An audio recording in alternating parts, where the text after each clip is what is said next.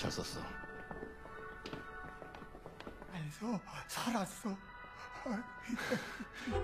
그리고 일꾼들은 체력대 10명씩 팀을 나누어 주시기 바랍니다. 잡기나 우리 집에 왜 왔니? 뭐 이런 거 시키려나? 모두가 평등해. 참가자들 모두가 주시기 바랍니다. 다시 한번 말씀드립니다. 나 없지?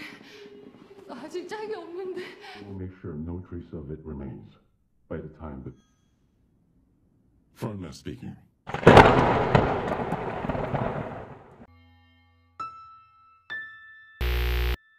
Usai permainan, player 111 yaitu Byongki dibawa menjauh dari yang lain menuju ke area tersembunyi ditemani oleh salah satu anggota staf. Dia dibawa ke jalan belakang ke ruang rahasia, sementara yang lain menghapus rekaman CCTV untuk menghilangkan jejak. Mereka memiliki misi terselubung.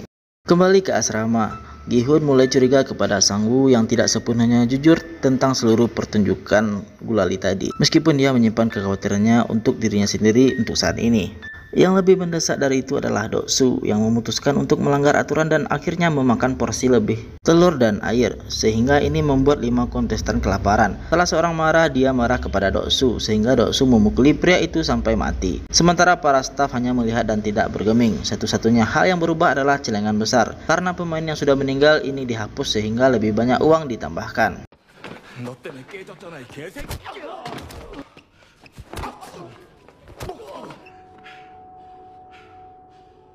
Sekarang mayat-mayat yang telah tewas dibawa ke ruangan tempat Junho berada. Junho telah mengambil topeng persegi untuk dirinya sendiri, yang pada dasarnya membuatnya menjadi supervisor sekarang. Sementara itu Byongki pasti memiliki pengetahuan orang dalam dan terus bekerja dengan kru pembersih untuk misi bayangan mereka sendiri. Melalui informannya di dalam, Byongki mengetahui bahwa pengurangan jatah adalah bagian dari permainan, berniat untuk membuat para pemain saling menyerang dan menyingkirkan yang lemah.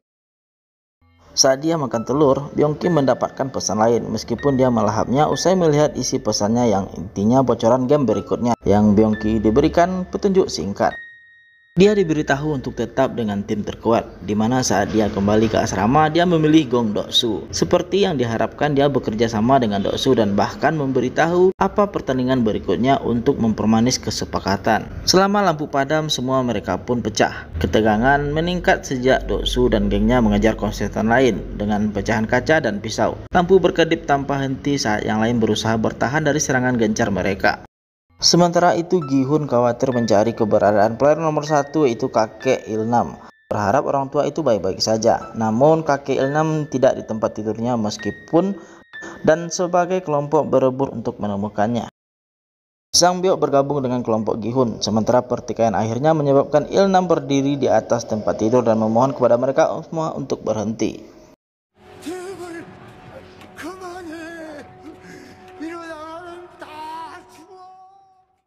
The Frontman yang melihat semua ini terjadi dan akhirnya memanggil penjaga untuk bergegas masuk dan mengakhiri ini. Mengingat mereka semua menunggu di dekat pintu, sepertinya staf tahu ini akan terjadi dengan cara seperti ini.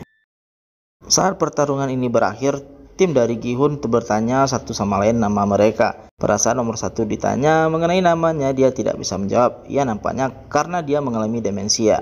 Sementara itu di tempat lain, Junho menyadari bahwa pria yang batuk di sebelahnya sebenarnya batuk dengan kode Morse. Junho menuliskan tanda hubung dan titik dan nampaknya menafsirkan sebagai nomor 29 yang merupakan ruangan yang tepat ia tempati. Dia tidak punya waktu lama untuk mencoba dan juga menguraikan ini lebih lanjut, mengingat game ketiga akan segera dimulai. Game 3 adalah permainan tim dengan kontestan membagi diri mereka menjadi 10 orang dalam satu tim. Mereka memiliki batas waktu 10 menit dan Byongki sangat menyadari apa permainan berikutnya mendesak Do-soo untuk membawa lebih banyak pria ke dalam grup. Ji-hun mengadopsi taktik yang sama. Dia mendapati 2 wanita di dalam timnya. Salah satunya adalah nomor 240 bernama Ji-young dan kurang 1 orang lagi 212 bergabung, dia adalah Han Min-yo. Usai dia dikeluarkan dari tim Do-soo. 어따 대고 자꾸 오빠야. 이제야 본색이. Seiring waktu, kelompok berbeda memasuki ruangan lain di mana mereka mengetahui bahwa tugas besar mereka sebenarnya adalah perlombaan tarik tambang. Tentu saja ini memperkuat mengapa Sang Woo ingin membawa lebih banyak pria ke dalam grup, mengingat kebutuhan akan kekuatan tubuh bagian atas. Dalam pertandingan, tim dibagi menjadi dua menara yang berbeda, tergantung tinggi di atas lantai. Mereka yang kalah akan jatuh sehingga membunuh mereka. Pertandingan berikutnya adalah tim 4. Ini adalah tim Ji-hoon yang harus menghadapi tim 5 yang seluruhnya terdiri dari laki-laki. Saat mereka masuk ke lift, nomor 1 kakek Ilnam sebenarnya sangat pandai dalam hal ini. Ia memberikan beberapa saran yang bagus tentang cara terbaik untuk bermain. Ia memberikan trik dan cara bagaimana mengalahkan tim yang lebih tangguh dan kuat dengan mengandalkan strategi dan kerjasama. 맡아줘야 돼. 그리고 이에 놓고 한 명씩 오른쪽.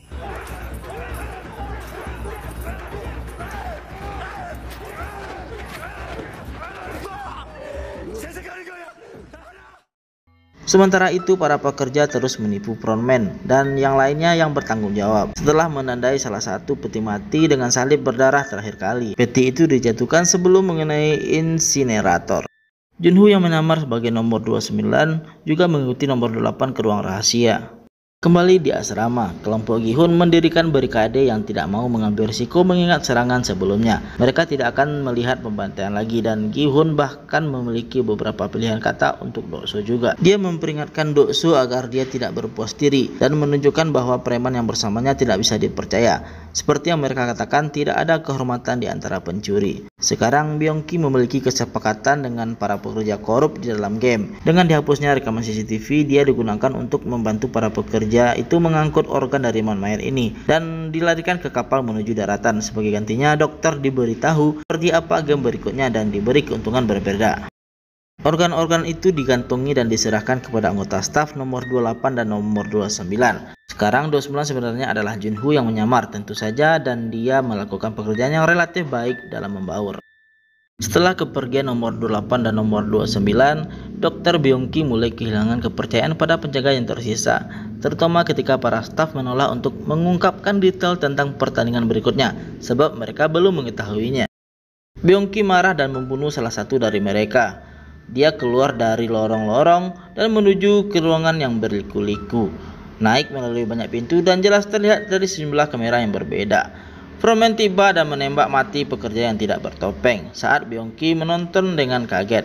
Dan hal itu juga menjadi berita buruk bagi Dr. Byung-ki. Dokter tersebut ditembak mati juga, mengingatkan bahwa permainan ini seharusnya adil. 이곳에서 가장 중요한 걸 망쳐놨어. 게임 안에선 모두가 평등해. 참가자 딸려온 사람들에게 평등하게 싸워서 이길. Sementara itu di ruang bawah tanah, identitas Junho terungkap oleh staf nomor 28. Junho percaya orang-orang ini bertanggung jawab atas apa yang terjadi pada saudaranya. Lalu nomor 28 memberikan informasi tentang semua peserta yang ada di ruang frontman. Karena merasa jijik, Junho langsung menembak kepala pria itu. Dan tidak butuh waktu lama bagi frontman untuk menyadari Junho bukan salah satu dari mereka. Dan bel alarm meraung di atas saat pencarian sedang berlangsung. Dengan sedikit waktu yang tersisa, Junho menyelinap ke ruangan rekaman dan mencari file-file itu. Dia mulai memilah-milah file setiap pemain dan menemukan catatan medis mereka dan detail tentang kehidupan mereka. Bersembunyi di dalam salah satu laci adalah kotak hitam yang sudah dikenal dengan pita merah muda. Itu berisi daftar semua pemenang sejak tahun 1990. Bagaimanapun, satu pemain segera menarik perhatiannya, pemain 132 bernama Hwang In-ho, saudara kandungnya. Memeriksa file 2015. Ia menyadari bahwa ini benar, dia pernah terlibat dan memenangkan game ini di tahun 2015.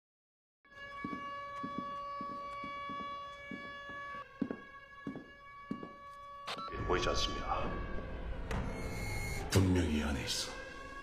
Di awal episode ke-6, game berikutnya tetap dilanjutkan meskipun Junho yang masih berkeliaran. Gi-hoon pun membantu kakek yang sedang pipis di celana. Pria malang tersebut jelas ketakutan, namun sejauh ini telah melakukan pekerjaan cukup bagus untuk menyembunyikannya. Saat berjalan menuju game berikutnya membuat semua orang ketakutan karena melihat dokter dan beberapa penjaga yang curang digantung di tangga untuk dilihat pemain yang tersisa. Ini adalah peringatan bahwa mereka yang berusaha mendapatkan keuntungan yang tidak adil akan dihukum.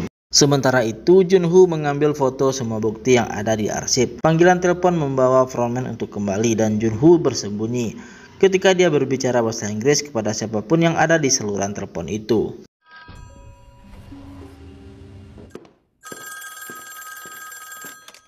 Yes, a minor disturbance has taken place. Make sure no trace of it remains by the time the VA time, in line with the schedule. Mereka lalu mengkonfirmasi pertandingan berikutnya akan dimulai sesuai jadwal. Dengan mengambil napas dalam-dalam, dia bersiap mengawasi apa yang akan terjadi selanjutnya. Nah, game berikutnya melihat pemain yang dibagi menjadi pasangan. Setiap kali dua pemain setuju bergabung, mereka harus berjabat tangan untuk menjaga kesepakatan. Minyo merupakan wildcard di sini, dengan Sang-woo dan Gi-hun bersama-sama enggan untuk menerima dia. Sang-woo dan Ali kemudian memutuskan untuk bekerja sama, meninggalkan Gi-hun bekerja sama dengan pemain nomor 1 yaitu sang kakek Il-nam sebagai gantinya. Ketika mereka berjalan ke area yang ditentukan, setiap tim diberikan tas kecil berisikan 10 kelereng di dalamnya. 진행요원의 안내에 따라 각자